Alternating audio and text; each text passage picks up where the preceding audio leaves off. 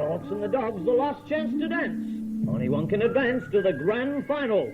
But this is the preliminary final. The final that separates the winners from the losers, the men from the boys, the chaff from the hay, the pin from the gutter, the days from the nights. Which reminds old Unc, Knightsy's back. Hero or hack? Geez, those knees must be ready to crack. Jack, but I'm getting off the track. Mad McScraggers will be looking daggers at the Jeans Mean Machine from the first bounce. 100 minutes on and they'll announce the victor and the vanquished. Will the Dogs and Mick have had the dick? Will the Hawks and Yabby be looking shabby? Don't know. Unc here. I'm only looking cocky because I'm hiding some Bertocchi down the front of me jockey shorts. Now here's some good sports. Experts of sorts in matters preliminary. As sure as eggs, as bubbly as Fanta, as reliable as Santa, making haste down the chimney. Jeffrey, with a J, make Unc stay. Introduce that motley bunch of characters known the world over as the Coodabeen champions. Woof, woof.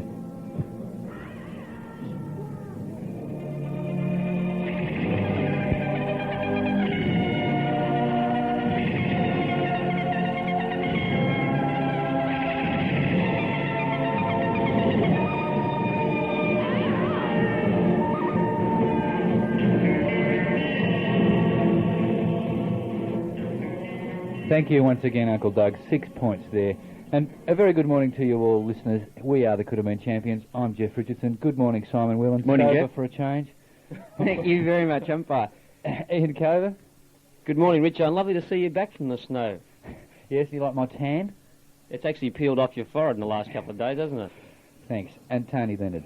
Good morning, Jeff, and good morning to everyone out there in the magnificent western suburbs. Terrific. Now, look, before we get started, as many of you know, but perhaps some of you don't know, Triple R is well behind in terms of money, deep in the red. To get us back in the black, we're driving for subscribers and donations. We've been doing it all week. For all of you who've been enjoying the Coodabeen champions over the year, the lines are open this morning. If you can phone through during the next hour, pledge a donation or subscribe to the station, it would make a huge difference to us. In fact, it would enable us to stay on air. If you can do that, fabulous. Let's get back to the footy. Thanks to all those people that came along Wednesday night, wasn't it? Wednesday night? I can't Wednesday remember. night down at the club, the big fun. You can't remember it. It was Thursday night. Look, boss, I want to apologise now. Poor old boss, he had to be on stage with me for quite a while. It was a deeply moving experience for him. I think his life flashed before his eyes a couple of moments there. Actually, Izzy Dye's life flashed before my eyes. That's how boring it's been. But I looked at you at one stage, Simon, and you weren't looking at me at all. Your eyes were going everywhere except at mine. Yeah, apart from that, that was one I had to ring up Jeff's missus the next morning to make sure I hadn't made a complete fool of myself. Well, I don't think it wasn't so bad. You should have saved the 20 cents. Yeah, the phone call wouldn't have made any difference. Either you'd done it or you hadn't. But look, footy. Yep. Apart from us talking about that, it was a relief, I thought, to open the paper on Friday morning and see the teams selected and actually remember that the finals are still on. The paper's just been full of all this coaching stuff. Now, A lot of deja vu in that Hawthorn team too. you've lost me. Oh, well, all the old players back, just like the good right. old days. Yeah. Yeah, okay. Alan Jeans and Mick Malthouse still are coaching their respective sides And today. there was a beaut story too. That's typical of Footscray. The blokes coming out there being allowed to train on the wing, so the kiddies can get an autograph, and the press can get a story. And who better on preliminary final morning, the man that has all the stories? Good morning, Scotty Palmer. Good morning, Tony. Great to be here, mate. It is sensational to have you, Scotty. The ramifications of this coaching merry-go-round are incessant, Nespar. You could say that again, Tony. Fill us in, mate. Fill us in. Well, it's caught everyone by surprise, especially the Walls to Carlton trick. We did have a clue that Parkin was under a little bit of pressure. Apparently, some members of the Carlton board were unhappy about him not moving players around in that last half against North Melbourne. You going to name any names there, Scotty? Well, particularly, he didn't move Phil Cracker, the fellow off Phil Cracker, Alvin off Phil Cracker. The best player ever and he played didn't move football. Meldrum, and they thought that these two things could have been done in that second half to sort of restore some order to Carlton lines. Yeah, but surely though, Scotty, that's not the main reason. Let's talk about John Elliott now. He's a man that just seems to have a happy knack of getting the best of everything. Now, he missed out on getting Paul Roos to come to Carlton, So is this another way of spiting Fitzroy, is it, by going for their coach? I think that Carlton have always had their eyes on Robbie Walls, and I think the only reason that Robbie Walls has delayed his return is the fact that he doesn't get on, or supposedly doesn't get on with some members of the Carlton Match Committee. Now, whether we see in the next few weeks some changes in the... only wait and see. I suggest there will be a little bit of revamping. Yeah, but I mean, Parkin, I thought, was gone from the day he let Tommy Elvin play with long hair for a start. I mean, it wasn't a matter of just leaving him on Phil Cracker. The year was over, I thought, by then. Surely, what about... where's the discipline down there? Well, there has been discipline. In fact, Tommy Elvin has been... he's never had his hair cut, and a few members of the panel here could relate to that, I think. No, he's always had his hair cut. He feels that it's part of his personality, and he's such a good player that he could be able to play if it was down to his ankles. But actually, in making the point, though, that Parkin perhaps didn't get on with some of the members of the committee, this seems to be a problem that's bobbed up everywhere this week. I mean, look what's happened to poor old Tommy down Geelong way. How did he get on with the players? And surely Parkin got on with the players. I think the players admired Parkin. I think he lost a few of them along the way, of course. His words weren't getting through at the finish, and some of them were getting tired of the repetition of his addresses and so forth. But they got sick of corridors and spins and tools. How could you get tired of quadrosyllabic addresses? Beautiful, talking about corridors, spines, veins. Scotty, also too, earlier in the week, Richmond came under a bit of notice, and there was a threat to liquidate the Tigers. Can you fill us in on that one? Well, that was baloney, really. Your newspaper, the Herald, ran it on the front page, I think. Well, I'm not attached to the Herald. But the problem over Maurice Rioli and the two other West Australians, Jepp and Palm, has been going on since early season. And it concerns a firm of sports managers in Perth. They've been trying to put the pressure on the Tigers for all this year. Now, Richmond have dug their toes in, and there was no chance of Richmond ever being liquidated. It was just a harem-scarum story that was put in there. Personally, I would not have run it on the front page if I'd have been with the Herald, but on the Herald. You just haven't got the dirts up because the Herald's running a weekend Herald magazine in opposition to your paper, the Sunday Press, have you? Only there's no opposition to the Sunday Press. Now listen, Richo, though, of course, he reckons what's happened down at Richmond's the best thing that could have happened. Isn't that your theory? Yes, fabulous. Well, expound on this. Well, Paul Sproul done even worse than Mike Patterson. Like, he's gone. Barry Richardson's gone with him. Looks like Ray Jordan's gone as well. Suits me fine. But you were awfully worried there for a while that Parkin was going to get Richmond, weren't you? Yeah, that would have been an absolute existential crisis. And what a great guy Tony Jewell is. I saw in the paper he said when he heard he got the job, he was so excited he went and opened a bottle of beer. Beautiful. Old-fashioned value. And I tell you something too, isn't he a good bloke? He's only pulling $35,000 a year to coach a side, and I reckon that is really... He's virtually on the dole. He's virtually on the dole. There was no way that he was going to celebrate with the Moet and Shandon, was there? Now, Scotty, Tom Hafey, it was announced Wednesday morning, like Tom Hafey's coach at Richmond, bobbed up in the age. Unusually, the next day, there was no we were wrong or anything. After by the afternoon's Herald, it was Tony Jewell. Something's gone on there, Scotty. Well, something has gone on. In fact, I think the vote swung from 4-1 in his favour to 1-4 against virtually overnight. And what caused that? Well, I think the influx of a couple of new committeemen onto the board at Richmond. I think the fact that Tony did take a sizable slice in salary, and I think that the term that was offered didn't suit. Tommy would have liked a lot more than a 2-year term. He would have been going for something like a 4-year term. And where's he going to get that, Scott? Sydney? Well, he could get that in Sydney because his manager Danny Finley's been up there and his accountant's been up there talking to Doc Edelston and his boys. I've got suspicions about Tommy going to Sydney. I know his wife isn't too happy about it, and his young girl is at the Footscray Institute, and she doesn't want to leave Melbourne with it halfway through a course. But I suppose when there's when duty calls, Jeff, Tommy's there ready to coach. When duty-free calls, perhaps. Ooh.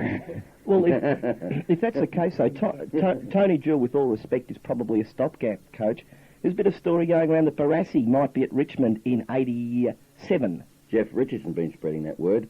And I suppose it did look as though it could be a go when they had Barry Richardson, they had David Robb, they were getting Ray Jordan. All it needed to put the quartet together was Barassi to arrive, but I think that's all been shattered now, Jeff. Also, too, Scotty, Melbourne and Fitzroy, what are the latest words there? Well, I checked with Melbourne, and they've still got Hafey, of course, on top of the list, along with Bartlett. Both have got these prior commitments, the Swans and 3UZ, and Bartlett will probably wait and see what happens with the new owners. There's a good double, isn't it? The Swans and 3UZ. What a success story that is. 3UZ, of course, has been sold in the last 48 hours. And we were speaking to the manager of 3UZ yesterday. Whereabouts? Amaretto's while we're having lunch. Amaretto's? And he told us that they're going to change the format. Now, if they change the format, football could be gone from UZ, which would leave Bartlett open to do a bit of coaching. Exactly right. And my theory is, and Richard and I wanted to go with this one, is that what about Tommy Hafey and Kevin Bartlett in tandem? Well, they're very close friends. They spend most of the week together at various canteens around the city, drinking tea and eating pies and peas. It's not going to help the social club takings, is it? I tell you what, though, it has been a very surprising week, but special accolades got to go to Ted Whitten, who has put himself in print. Absolute definites. He's named them Tom Hafey, coach of Richmond, and Sam Newman, coach of Geelong. So it really has been a good week for Ted. Jeff, I'd like to congratulate Tony on being the first radio man to announce that John Devine was coach of Geelong. Well, I think I might have said that. I said that. Anyway, while we're on Geelong, Jeff, yeah, another special guest this morning. Yes, really, we've talked about all these other clubs, but the place where the hugest upheavals have been going on is down at Geelong. And a special guest this morning, welcome to our studios, Gareth Andrews. Thanks very much, Jeff. We've got you in here to talk to with Ian Covey, you're both ex-Geelong men, and I can see the looks on your faces, but just to get the ball rolling, It's a sad story, isn't I'd it? like to throw something at the pair of you, Gareth and Ian. Why isn't David Clark at Geelong anymore? Well, of course, he was left out of the side in 81 for that famous Premier final when Sidey missed the bus, and I think Clarkie's still very hurt about that. And Clarkie's the sort of bloke that should be associated with a football club, particularly Geelong in their situation, when you consider the business that he runs in Geelong and the sort of intelligent, common sense and well-organised businessman here. Sort of like you. I guess that's why he's not in Geelong, because there aren't too many people like that associated with the club. Isn't that the sort of bloke you should have associated with the club, though, Gareth? Of course it is, but Clarkie, in fact, is. I think he joined the Carltonians this year. Scotty might know that. Yes, he's a member of the Carltonians, and he had a bit of a clue the day before that the coaching turnover was going to take place, only he couldn't get through to us at the Sunday press. We're out. But, Clarkie's a terrific guy, and he's down in Geelong, and unfortunately that's one of the big problems with Geelong.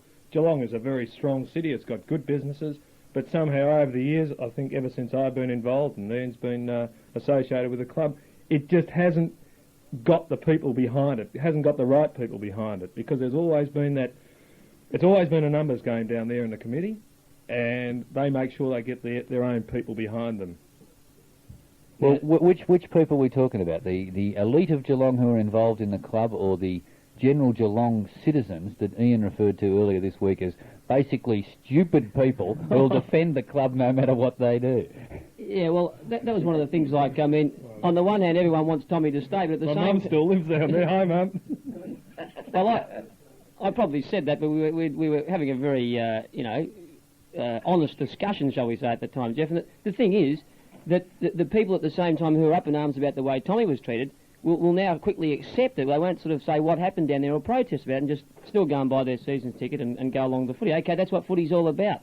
But you'd like to think that people, if they are that concerned about it, they'd have a real good look at what's going on down there. Well, what is going on? Well, I tell you, for a start, there's always been enormous apathy down at Geelong as far as the football club is concerned. And I guess you really do find it in those clubs. And unless there really is a strong surge, and unless there is a group that comes through, such as the Collingwood, that great successful Collingwood group came through 3 years ago, or that tremendous power group that looks like it might take over Melbourne in the next few months, unless you really do get a group of people committed to going out and winning the vote and ousting the committee, people are just going to sit back, because basically, and I think this gets back to grassroots football, basically people have enough of politics and all the rubbish that they have to put up with at work during the week. And the majority of people really do want to go along to the footy on the Saturday. I mean, you introduced the program this morning saying, gee, wasn't it amazing? I saw some football on the back of the paper yesterday. And I've found that all week. I forgot that there was a preliminary final on until somebody mentioned they're going to be picking the teams tonight, because we've had all the politics of football, and the people basically still just want to go along. And is this the story down at Geelong, Gareth? It's all politics, no football. Well, unfortunately, it's bad politics down at Geelong because they haven't got too many very good politicians.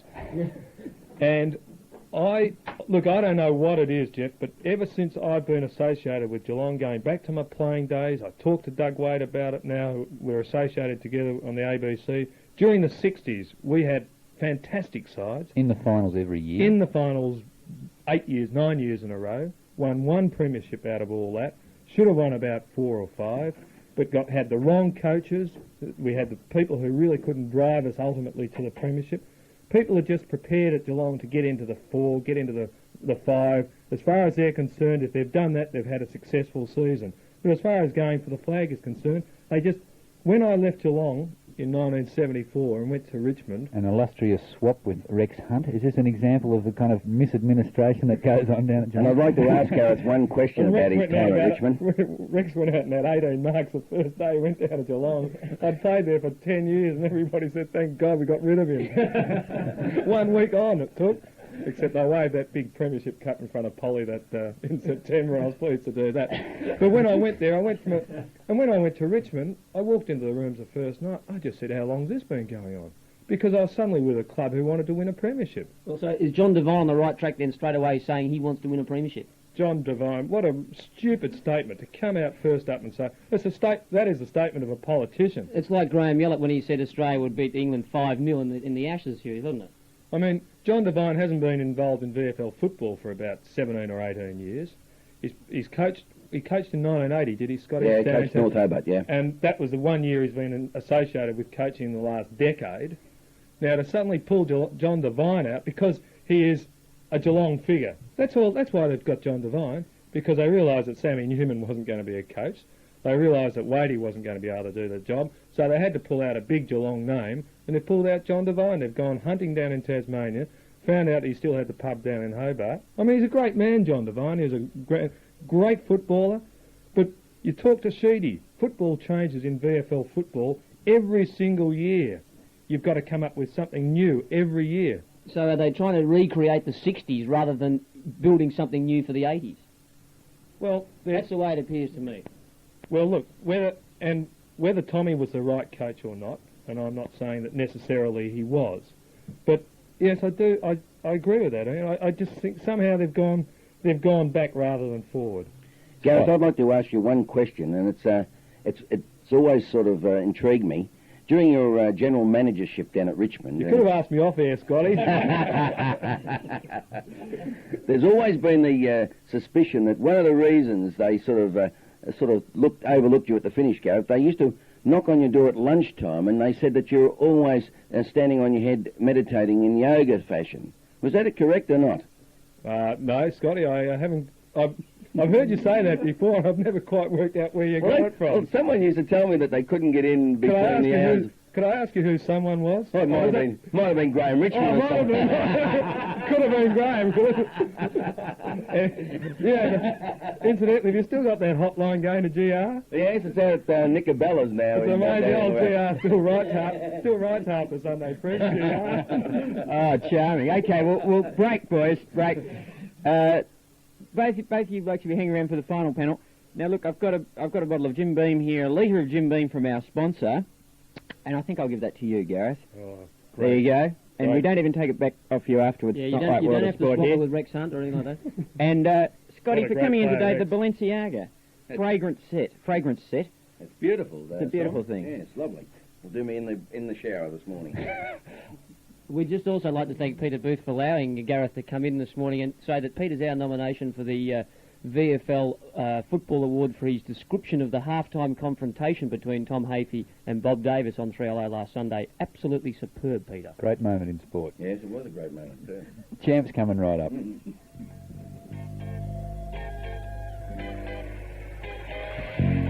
Now it's time for the Coodabeen's pithy and prosaic poet laureate. That 5-star rhyme-star, that bucolic bard, taking things from metre to verse, offering felicitations and recitation. Come on, champs, dingle your jingle.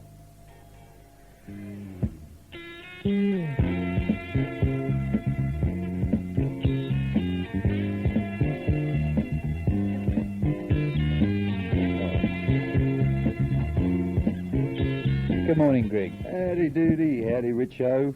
G'day Simon, g'day listeners. Hey, you know what I thought we'd do today, Jeff? No, Songs I didn't know that that. didn't make it in '85. Songs that weren't quite good enough. Could have been hit. That's right, and some of them have been given to me by listeners, and some of my own half efforts, Simon, including the impossible kick. Oh, you couldn't call it best of, could you? You could call it the ordinary of, or something like that. Yes, well, you know how it's the end of the season. It's time to look back on the ones that weren't quite good enough. The Gardner medalists of the song world. Yeah, some of them are great for a verse, and then they really fall away, you know. Imagine there's no football. It's not that far from true. No Geelong or Footscray. No St Kilda too. Imagine there's no people coming through the gates. You may say that's unlikely. Football's here and here to stay. Man, just take a look around you. Aussie rules is being blown away. This one actually gets two verses. Imagine no full forwards, no goals, no behinds, no rucks or wingmen, just a half-back line. Imagine no goalposts, no mobs of screaming fans. You may say I'm demented, but I'm not the only one. Think of those who fly to Sydney just to watch the Sydney Swans, etc. And that one. Oh, that was dies. just about a whole song before it died. Well, that one very nearly made it. Nice rhyme that on the end there, and not the only one to Sydney see the Sydney Swan. Swan. Glad you picked that up there, I'm Simon. one of, especially it should be, I'm not... Only Wands, yeah. Well, we'll get it. That's poetic license. working on it, Okay. I'm glad you picked that up there with your I sharp tell you what, mind, though, sharp legal can we mind. have a midterm ad here? Yep. Wednesday night. At the Armadale. It's a big grand finale. It is it. Yes, listeners. The show. Our last big show for the season at down at the Armadale Hotel in High Street, Armadale. What I've had time are we starting, Greg? Oh, that'll be about an 8 o'clock kick-off, and I think you'd want to be there by 8 to be sure of getting in. How much at the door? It'll be 5, as usual, just the 5 megabucks, and that's pretty low, the 5 fun tickets. It's show eve, so Any, you can stay up late. Any advanced bookings, Greg? The dinners were booked out a few days after we announced it. Okay. I spoke to a gentleman at the Boozy last night who's got 16 people for dinner, and they tried to get more in, but they were all booked out. So looking good. So get there early if you want to get in. Get there early if you want to Armadale, get in. show eve, could have been champions, grand final week finale. You got another fragment Hey, here, talking Greg? about well attended, the Thursday night at the club was a bit of a cruncher. And a big thanks to all those people who came along to support the station in its time of need. That was a big night. I was amazed at the attendance. And the punters carried it off nicely. Now, sometimes blokes in the crowd at the, say, the Lake Oval function, Simon, do approach you with songs, and this one is by a friend. Now, I think his name is Peter, and I've known him to come to the footy shows over the years, and he gave us this one here. And this is just a skeleton of a song. I've seen the coaches and the presidents come, McDonald, Cahill, and everyone. Oh, the damage done. Notice I'm playing that in C, and you can't play this song in C. I just noticed that you can't get that run unless you're in You D. can only play in D, but my voice is gone. Okay, now I'll try it in D, and we'll hear what happens. Second verse. 1, 2 on the flag in 58. Ever since it's been a long, long way. Oh, the damage done. So that's one that really didn't make it there. Okay, moving right along now to another stinker of 85. Here we go. This one written by a workmate of Tony's at the office. Tony Leonard's mate in the office there in the public service, called 8 Goals a Week. dedicated to Brian Taylor, okay? We brought you over from Richmond. You were our best bet. You were gonna kick goals, BT, but you ain't done it yet. Lead fast, mark strong, aim straight, kick big. We don't want less than 8 goals a week, etc. That was a beauty there. Well, it was. It was an average song. Thanks very much for that average effort. Now, getting near the end, we've got Louise. Thanks for that, Simon. Louise Bryce. Now, Louise Bryce is a regular listener to the show. I believe she was at the Live Aid barbecue. Dietitian at Geelong Football Club. Right. And Louise... And triathlete. Triathlete, yeah. She's one of the people going to... An athlete who tries very hard. She tries extremely hard. But she's going to Hawaii.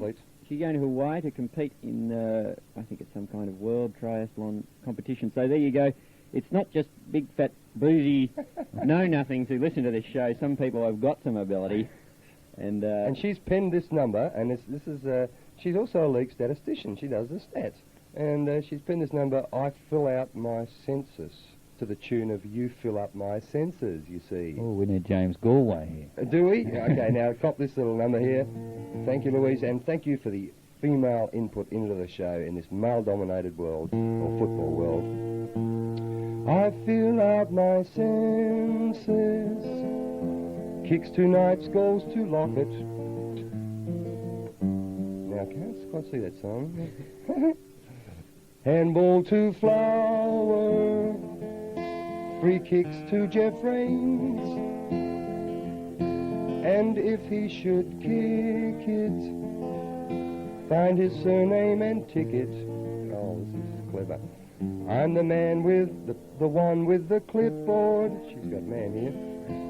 Computer for brains. There's 4 verses here. We'll just give you one more. I count all the knockouts, effective possessions, each mark, kick and handball goes down on my page. I can't doze or slumber, else I'll miss a number. My stats must be perfect to get in the age, etc. Thank you, Louise Bryce of, what's her suburb there? Wherever it is. Probably Kooyong. She's Louise from Hawthorne, I thought so. Close, Sports Nutrition. very close. And finally, Simon, the one that... And I've got it... Oh, now, have I credited these right? Now, this one... Now, my good mate John Kelly, the Footscray fan, who's always at the Footscray games and one of the hardest Footscray lovers, gave me the idea for this one, and I better accredit him. To kick the incredible kick, to mark the unmarkable mark, to screw punt the unscrewable screw punt, to row where the ball does not go, to fight the unwinnable fight, to run where the others don't run, to goal from incredible angles, to handball where a kick would have done. This is my quest to tackle that man, climb every shoulder, to thrill every fan, to dive on my knees without fear of disease, to be willing to march in at halftime and suck on an orange. And I know if I kick a few goals, take some marks on the chest, that come 3/4 time, I can have a good rest. And I'll march through the rain and the mud, struggle on, bruised and covered in blood. And I'll try through the depths of my soul to kick the incredible Suspect. Ooh, very ordinary. If you've just tuned in, the songs that didn't make it for 85, and Simon, you're just right because we've been moved in on your incredible... I prefer Lindsay's arrangement of that one. Listeners, the phones have gone terribly quiet. If you're not aware, we're having a drive to subscribe this week, 4192066. If you haven't subscribed to Triple R, now is your chance. We need the money.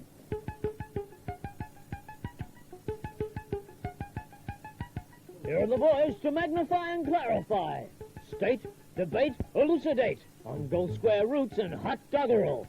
Let them elaborate, extrapolate on Shakespeare heads, taking Oscar Wilde shots at goals, Voltairing through packs, stacks on the John Stuart Mill, players with Socrates down around their ankles. Come on, fellas, look towards Sirs Bob, Chris, and Julian. Uncanny Fulian. Fellas, immerse us in that academic think tank. Woof, woof, woof, woof. Woof.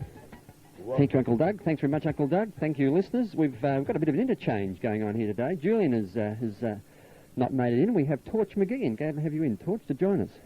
Thanks, Bob. Nice to be here. And you have a very special guest. Could you introduce him for us?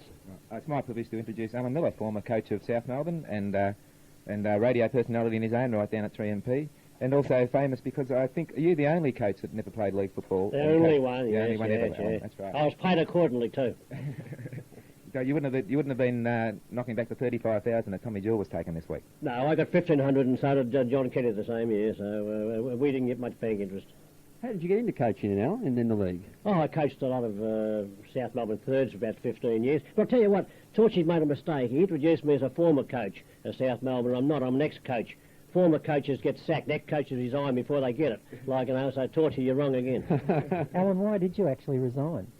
Oh, I was a physical wreck, and my kids didn't know me, and I feel my taxation had turned in, and when I claimed for me petrol and me telephone calls, me entertaining, I'm at a loss. So it cost me money to coach football. I was getting hungry. Football made me hungry. And why did you take up coaching? I mean, it's a big commitment. I loved it. I loved the under-19s, and I coached an open age side before that. But football coaching is the ultimate in life. I reckon we like being captain of the destroyer at sea. You're so responsible to young fellows.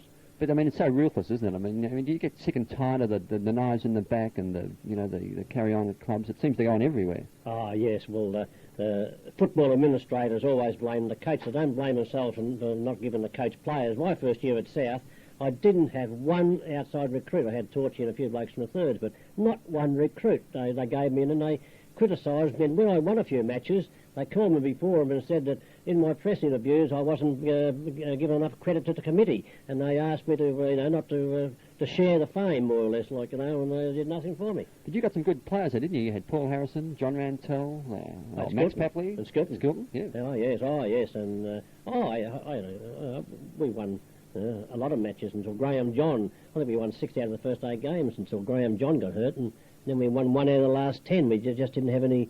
The committee who criticised us just didn't have any players for us. And what sort of people were on the committee? Were they local South Melbourne blokes or?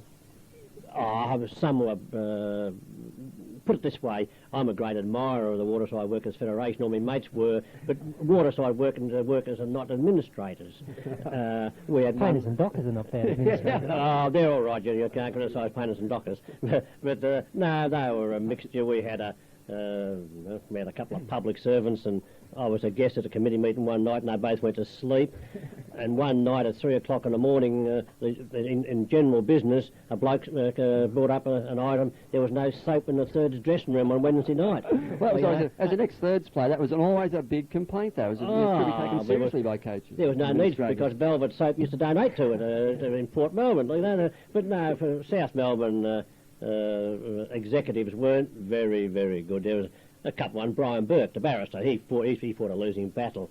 He was very good, but generally speaking, they were blokes who were good raffle ticket sellers and just couldn't quite count the money. They couldn't reconcile money. Do you think it was justified then in the league sending them up to Sydney? No. The league, I suppose the league did. We voted to keep South at South, and we won more matches at South, and more people watched us at South Melbourne. What watches them in Sydney? No, Sydney is I think it's a blot on the Victorian Football League, and I don't see how they can call it Victorian when they have it New South Wales. But since I've moved back to South Melbourne, you don't realise the social evil it's done. There's people walking around South Melbourne, 10,000 used to follow us. They're bewildered. They had a big part of their life cut out, and local Catholic priest told me that it's one of the biggest crimes he's seen committed to the people around South Melbourne. This is Bob Maguire, Alan. Bob Maguire's seen more crimes than that, I think. The crimes of a different variety. No. We should be in Melbourne. Alan, you also coached the Victorian under-19 side at one stage, is that correct? That's right. I coached the first Victorian under-19 side in Adelaide. Yeah. That's right. And some great players came through that side, I believe. Oh, yes. Charlie Payne, who played a lot of games for Essendon. Charlie Payne was great. Herbie Matthews and our old South Melbourne mate who was cleared from South. Stewie McGee, without me knowing. There was David Albiston and Chalmers, Graham Chalmers and Footscray. Torch McGee from South Melbourne? No, Torchy McGee had a varicose vein on his ankle that week and couldn't play. Actually, the Stewie McGee incident was an interesting one at South. I remember it had happened. What exactly went on over that transfer of Stewie to Footscray? Well, it was interesting that we won the first game of the year against St Kilda, and I got Peter Bedford to cross from Port without a clearance, and I had to play Peter, and Peter was second rover, so I said to Stewie, well, to have a week on the bench as 19th man. And I remember it was McGee and McGee on the bench at that stage. That's what McGee, that's right. And Stewie, you know, there was no reason for me to drop him other than the fact that I had Bedford, and I had to play Bedford. But then I went to training a couple of nights later, and the president told me, I said, where's Stewie? And he said, oh, we cleared it at Footscray. That's football administration. At South Melbourne, I actually cleared players without telling the coach. That's great, isn't it? Well, listen, did they ever tell you that Norm Smith was coming to replace you, or was that a shock? Spoke out of the blue? Not really, because that great journalist at the Sun at the time, Scott Palmer, when he interviewed me on my deathbed, said there's going to be a good bloke to replace you, like Norm Smith. See, when I was made coach, Alf Brown ran football, but when I was sacked, Scott Palmer was running football. He was appointing coaches all over the world. Now, Smithy got South into the finals, which was no mean feat, of course, which hadn't been there for years. Yes. How did you rank Smith as a coach? Oh, great. He was a very mature, I was going to say a gentleman, but he was a gentleman in the right place. But I defend myself here. The first year he took over for me, I think they finished in the bottom. And then the side that made the finals in 1970 had 14 different players than I had, so we had a brand new team. But I know a very astute bloke, and I've seen Smith. I was a mate of John Rantel's and Harrow and all that sort of business, but he moulded Rantel's life. I reckon Rantel played another 10 years of football rather than if he had kept going with blokes like myself who didn't quite know how to handle him. But Smith, he would drink with him at the same time mature him. Like, well, I was going to come in there. I mean, I remember one famous incident on a Friday night when you got the word that Harrison and Rantel were out drinking around the town and you went looking for them. Can you tell us what happened after that? Oh, yes. Well, my phone used to run hot Friday night. You don't believe there's so many pimps in the world. They say, do you know that Harrison and Rantel at the Nicholson Hotel or Sarich? One night, Torch, I remember they rang me up and said Sarich was at the Inkerman Hotel. I went there, and, you know, Eric, Yugoslav blood, he's pretty black. And I walked in and he went white. He said, how'd you know I was here, Coach? I said, you know, people ring me up. And I said, what are you going to do? I said, have a beer with you. He said, well, but Eric says every Friday night he's going to have a couple of beers to relax. But people used to pimp it. Oh, what I do with Harrison and Rantel, they'd just go to another pub. Yeah. And I believe you used to follow him from pub to pub at one stage. Oh, yes, I got pinched for 05 one night doing it. Alan, how much different then was your duties as a coach to what they are for league coaches now?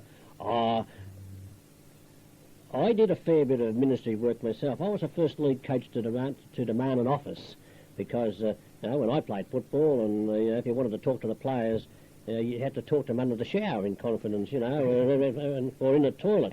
So I insisted upon an office. So, you get a clipboard with the office, Alan? No, I was born and bred in Port Melbourne, and I'm one of the lucky ones that just can't read or write. So I wouldn't know what a clipboard was. But I had an office to talk to the players, and I started sort of followed an American pattern. I tried to be as far as possible an administrative coach and surround myself with assistant coaches for foot running and the skills. So I was a bit different. But then you just had to give pre-match addresses. Then that was basically your role, was it? Yes, for pre-match. Oh, and tactics and you know. There was one famous pre-match address at Geelong, I believe, when a man was listening to the keyhole and you were accused of doing certain things. Yes, it was Dennis Marshall. He had his photograph on the front page of the Herald running on the beach with Wendy. And I said, well, it's all right, he'll do it against South Melbourne, but if he was playing Collingwood, he wouldn't do it because he knows he wouldn't come off unscathed. And the bloke, Gareth would know, they used to plant a bloke listening to opposition coaches, and I made the address that we should be selling ice creams outside the ground and snowballs and all that sort of business. But Marshall, he knows he can have his photograph in the Herald the night before a game against South, because he knows he won't come off unscathed. Against Colony, he wouldn't come off unscathed, and they sort of switched it around to say he mustn't come off unscathed. And Tom Morrow, after the game, big ex-provo, he's about 6'6", he wanted to showed his great courage, as most provos in the AIF did. He got as far as Ballarat, I think, but he wanted to fight me, and I wouldn't fight him because I wasn't going to give 2 stone and 12 inches in height away. But Geelong then were, I would say, 3 puffs. Yes, and had quite a bit of Quisling background. I reckon there was a lot of Quisling ancestors came from that lovely area Gareth talks about, Geelong, and that's been proved by the way they axe fellas and knife blokes. And I don't like Gareth. He beat me one day in 1960, I think his first year in league football, but he played a brilliant game centre-half forward. But by gee, if I reckon if Gareth had to stay there longer, some Alan, did the players ever get out in the ground after one of your speeches? Yes. Did we get a fine for late appearance on the ground? No, because they used to tell me that if the players are late, they'd take the fine out of my salary. Right. As a matter of fact, Dennis Marshall didn't come off unscathed that day, I believe. No, someone got 8 weeks for hurting him. Yeah. Anyway, Alan, it's been great to have you here.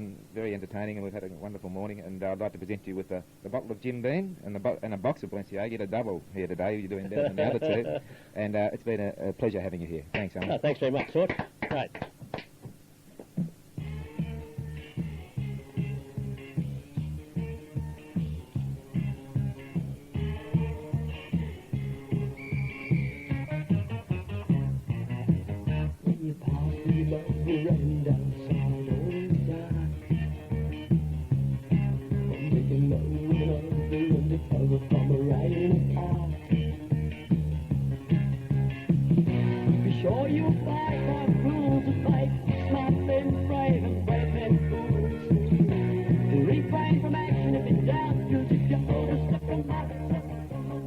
And it's the big day tomorrow for the VFA supporters, Tony. Mitsubishi Cup Day 1985, the big double-header, Ronnie. You're only saying that because you're going to the dinner tomorrow. And you didn't get an invite. Yeah, Actually, talk about stealing. Are you going to the... and before, I think we should really show our appreciation of Phil Cleary. Great job done at Coburg this year, Phil. You're the only one clapping, got run out in straight sets. By a couple of pretenders.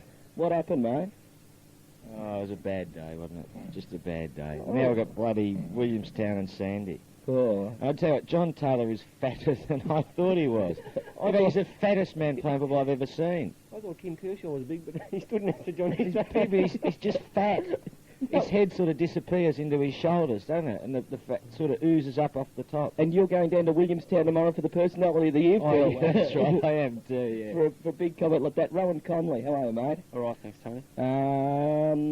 Your thoughts of last week. What went wrong with Coburg? Well, I don't want to point the finger at anyone, but I thought... That's because he's standing next to you. I thought Coburg just stopped. I think it was Nemo put them 13 points up at about the 20-minute mark, and they just started, doing the fancy little short passes around the boundary line, and Phil's handballing left, right and centre, and Williamstown just said, righto, we got time, and they did it.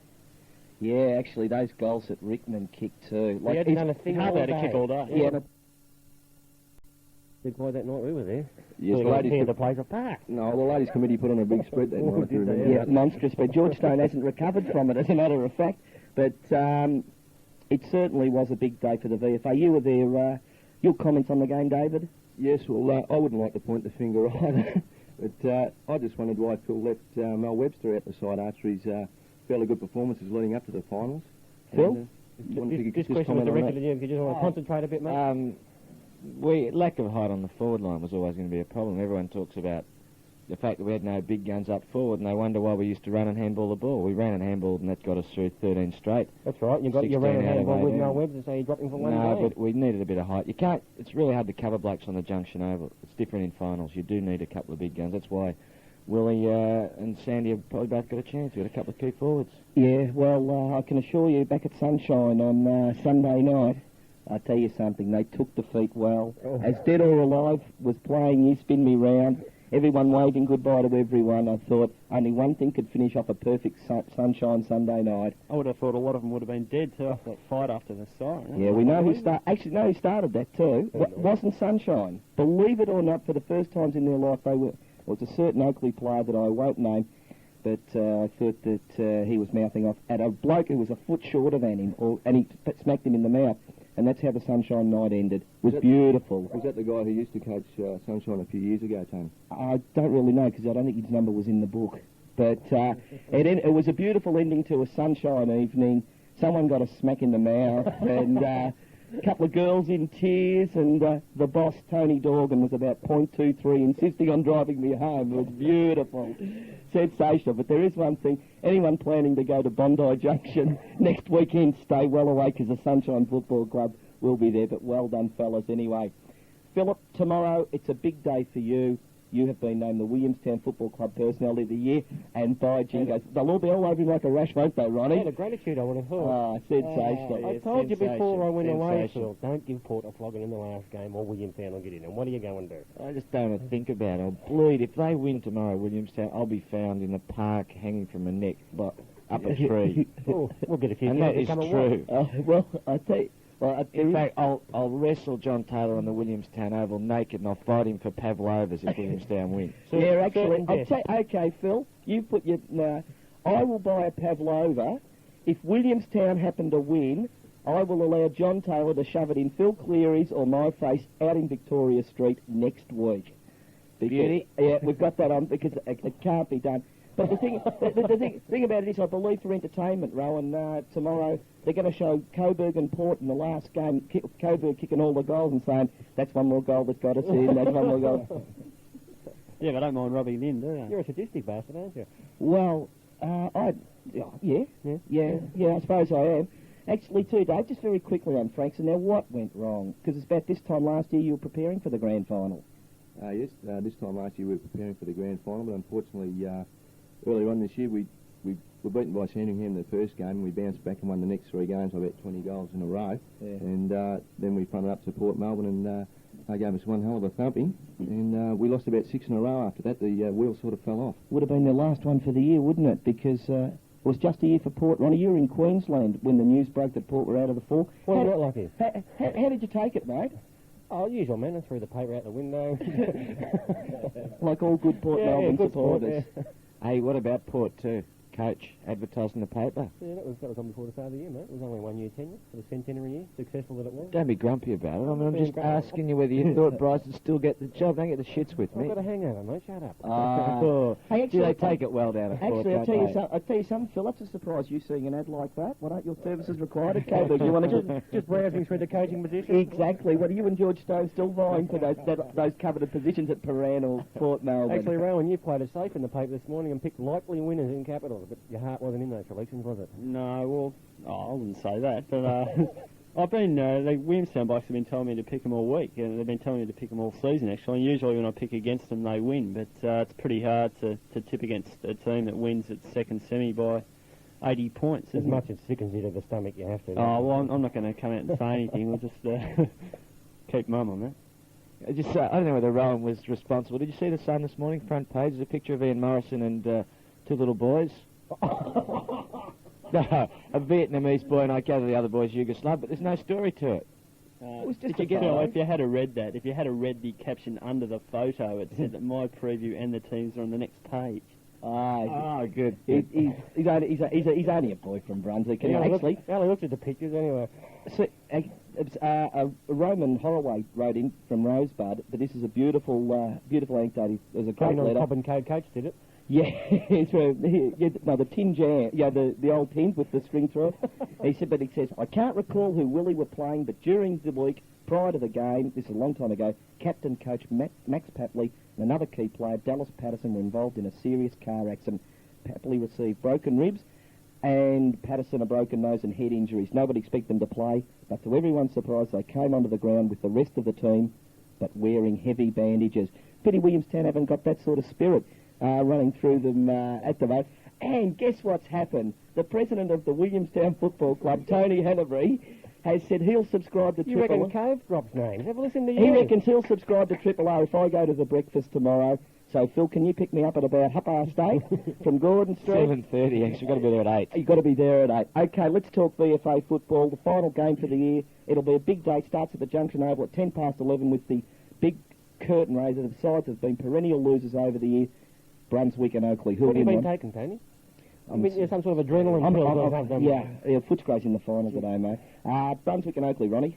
Yeah, a bit of poetic justice could come about here, and Brunswick may get revenge on Oakley and go to First Division. Wouldn't that be good? Beautiful. Phil? Yeah, I reckon the Northern Neighbours back in First Division would be great. So you wouldn't have to travel that far next year? Yeah, too far to Oakley. Yeah. Rotten ground, Oakley, too.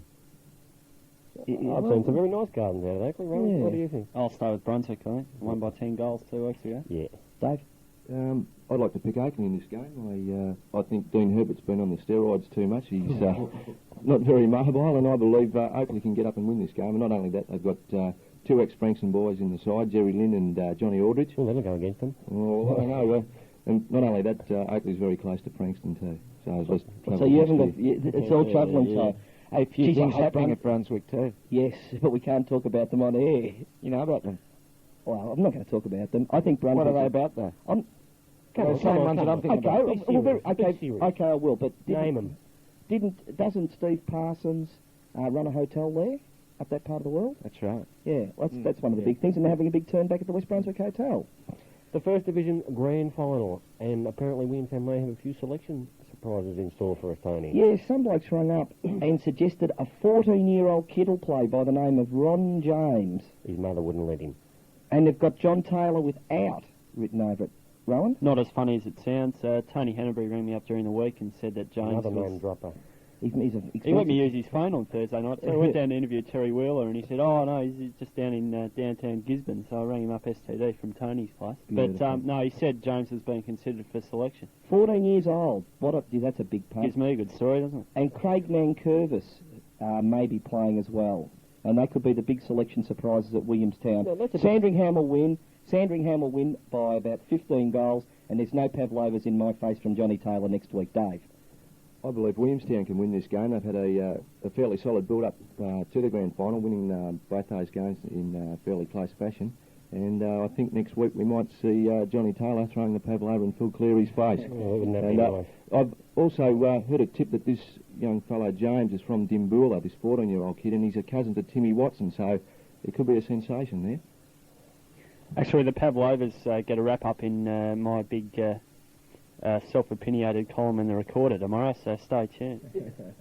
And let's everybody get out there and support the big double-header, Phil. Yeah, I just want to know whether, if Sandy wins it, will Ketty take the glasses off, smile, drink a bit of champagne? We play that dour Presbyterian... Well, if he does, nobody will take a photo of it because he won't let them. Yeah. That'll be good, won't it? No press coverage of Sandringham winning the grand final. I'm going in the rooms with a paper bag over my head just so they won't know who I am. That's all VFA followers. Get out to the ground. Cop you later. And, of course, thanks for coming up, Dave, and we've got the Balenciaga travel set. Compliments of Balenciaga. Where's the Jim Beam?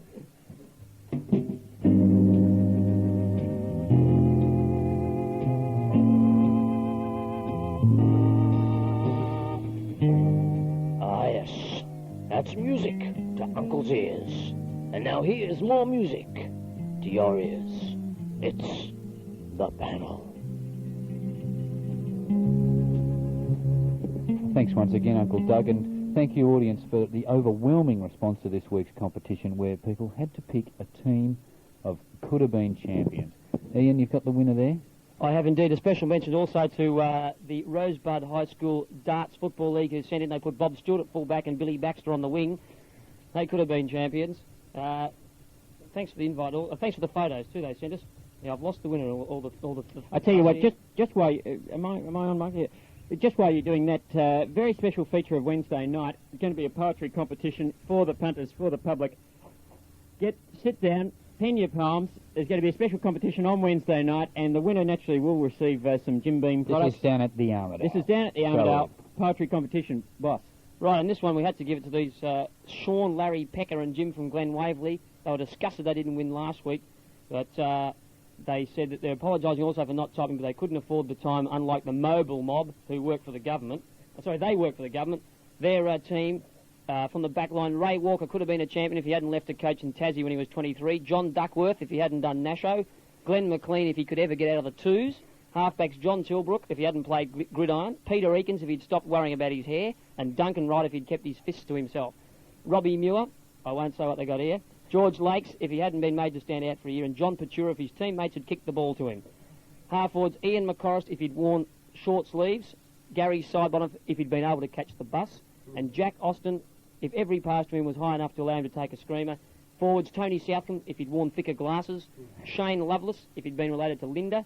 And Merv Hobbs, if he'd stopped trying to take screamers reliving the 61 preliminary final. In the ruck, Ramsey Begonovich would have been a champion if he'd stuck to basketball. Robbie Lamb, ruck rover. Gary Shaw, if he'd gone to Footscray, would have been a champion. Teddy Hopkins, if he ever got off the bench. And Ron Best, if he'd ever come to the VFL. And Ian Stewart as the coach. He could have been a champion if he hadn't had a heart attack pre-season. And special apology to the Enrico Missa Appreciation Society. They accosted me in the street yesterday, said the Champagne had their name on it. I had nothing to do with the selection, but apparently, boys, the Champagne did not have your name on it. Did you even notice their entry? Did it get on the shortlist? I don't think it did. There's so many entries there. I did see it, but no, the shortlist was a huge one as it was. And of course, too, there was an entry from my old school, St John's West Footscray. Yes. Beautiful, from the nuns and the girls. I had as much success with them as I am now. And they didn't put you in the team either. I thought that was a bit rough. Yeah, well, congratulations, fellas. Come in during office hours, pick up your prize, and when you get here, subscribe, will you? Thanks to all those people who rang up before. The phones have gone a bit clear. You can subscribe to Triple R. Now is your chance. Next week's comp, the final comp, it's our grand final edition of the show. We'll be having a grand final breakfast here. We'll be live from down in Victoria Street, so listeners, if you want to come along, you can. If you want to win the prize, what you have to do this week is...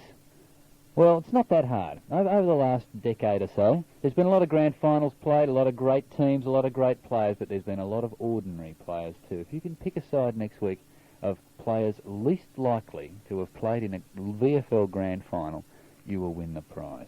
Do they have actually had to have played in a grand final? Of course. Yeah, so it's players who played in the grand final who really shouldn't have been there. It's the opposite of Robbie Flower, a great player who hasn't played in the grand final, right? You got me? A very ordinary player who has. Tell you what, you could just about take the whole back line of the Collingwood 66 team. You look through them, you never heard of a one. For some of those people in recent weeks have sent in fantastic entries we haven't been mentioned on air. We'll have them on display out in the street next week so you can walk around and peruse them like you did at an art exhibition. Herald Art Show, exactly. Okay, the preliminary final today. We're all heading out to Footscray. No, we're not. No, we're not. We're heading out. we're heading out to the Thunderdome. 2 teams enter, 1 team leaves. After last Sunday, I'm tipping Footscray. How about you, Tony? Most definitely. I'd just like to make mention of one leading football journalist, I won't nominate you, who said Doug Hawkins was, quote, a dime a dozen footballer, unquote. And I'm not saying who he is, but I'll tell you something. If that's a dime a dozen footballer, by jingoes, VFL is a great game. Ricky Kennedy back in form. Brian Cordy. They've got a bit of run out of the back line with McLean and Cordy. Hardy, great footballers. Purser should be able to dominate the ruck. Alan Daniels, he gave Demetriou the absolute irrits last Saturday. He'll do the same again. And I know Hawthorn's a great side, but at 5:15, there will be only 2 sides left. Essendon's one of them, and the Bullies will be the other. Yeah, I'm with Footscray too, and in fact, we're going out there very shortly, but already Tommy Bailiff's in position for us again as we've had him out there through the finals. Oh, I'm down here, Harry. Can you hear me? I've been waiting here since 8 a.m. this morning. You've been doing a terrific job now out there for us over the finals, Tommy. Tell us, have you seen Tommy Hafey and his brother Peter out there? Yes, I spoke to Tommy and I said, how have you been keeping, Tommy? How's you and Peter? And he said, oh, we've got sinus trouble. Yeah, well, what is the trouble? Well, he said nobody will sign us. Oh, right.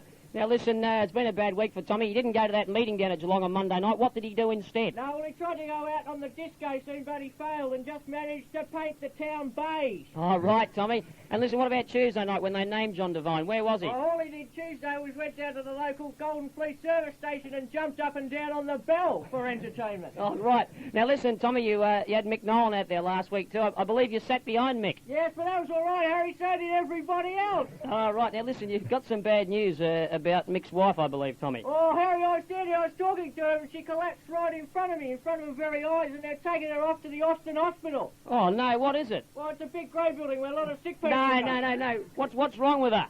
Well, as the doctor was lifting her onto the stretcher, he said, oh, she's got acute angina. Well, what did Mick say? He said her legs aren't bad either. Oh, listen, Tommy, Tommy, you've got some other big news about the grand final and Diana Trask. Yes, I've got a... Can you still hear me, Harry? It's a bit noisy down here. I can't hear myself think. No, we can hear nice clear as a bell, Tommy. Yes, well, the big news is, Harry, Diana Trask has been flung off the grand final. Well, that's a sensation, Tommy. What's happening? Well, they're getting one committee man from each club to come in and they've formed a choir. Yeah, and who's leading it? Well, Mick Aylen will be leading it, Oh, Harry. sensational. And how's their practice going? Well, Harry, that's the big problem. All they do at practice is sit around drinking cans of lemonade and eating apples, Harry. What sort of lemonade is it, Tommy? It's called tab lemonade, Harry. And what's the choir called? Well, they're calling themselves, Harry, the Moron Tab and Apple Choir. Oh, Tommy, for goodness sake. Go, Harry. I'll see you later. We'll see you out there, Tommy.